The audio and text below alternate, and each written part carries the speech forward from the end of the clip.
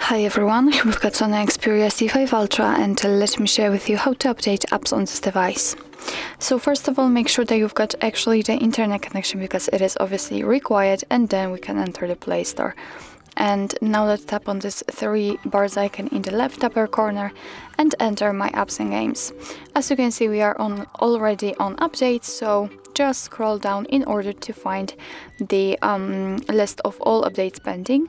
And of course you can update all of them just by tapping on this Update All button, but I personally prefer to update for example one app or two of them in one time. So if you would like to update, for example, the Gmail, just tap on update next to it. As you can see, it immediately disappears, but it appears at the very top of the list. Right now it is downloading, and after that it will be successfully installed and updated.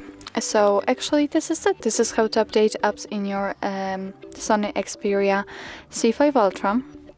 Thank you so much for watching. I hope that this video was helpful, and if it was, please hit the subscribe button and leave the thumbs up.